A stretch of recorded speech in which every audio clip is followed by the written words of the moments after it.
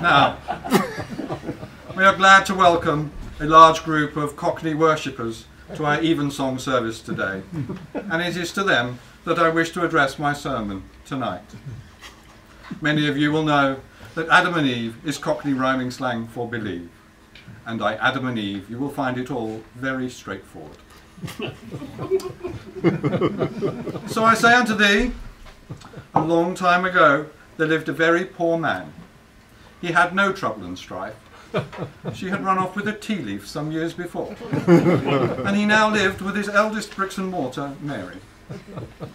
One day his bricks and mortar gave the man some money, saying, "Here is a Plymouth Sound.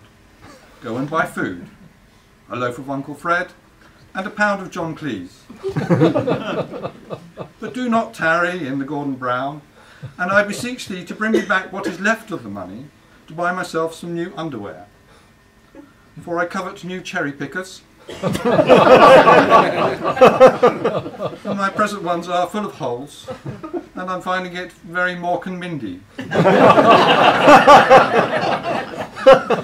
But instead of returning with the bees and honey for his bricks and mortars cherry pickers, he made his way to the Rubber Dub for some Lily the Pink, and indulged himself freely on Britney Spears. And verily he became very Brahms and Liszt. And when the landlord of the Rubber Dub called Lager and Lime, the man set off back towards his cat and mouse, reeling about all over the Harry Kane, and drunkenly humming a stewed prune.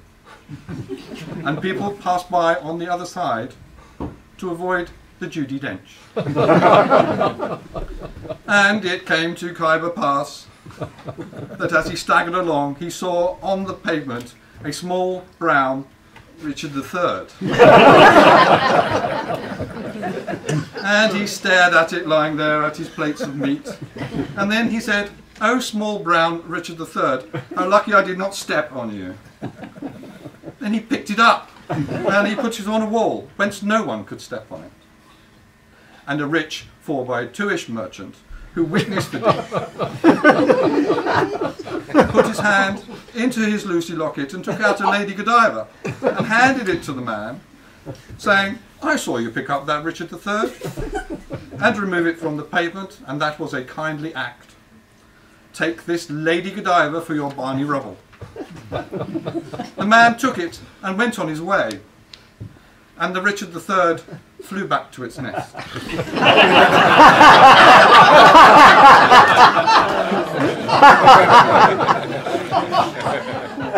But as the man continued merrily onwards, he failed to notice and slipped on a slimy Steve Cale. And he took a terrible Mickey ball into a puddle, falling on his Queen Mum and making a fearful Andy Nash.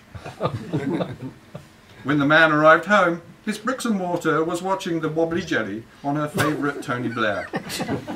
She arose angrily and proclaimed, "Once again you come home elephant's trunk, and this time in a right Lizness, and with wet Raymance. You are really getting on my West Ham reserves.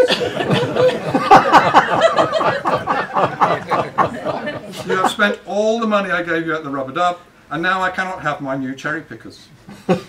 But the man said, "Fear not, for here is a Lady Godiva, which I earned by a kindly act." And the man explained about the Richard III, and how the slimy Steve Cale had caused his wet Raymance.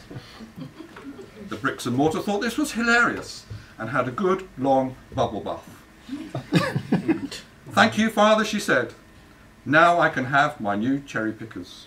Verily, that kindly act has ensured that I have more than enough to cover my bottle and glass."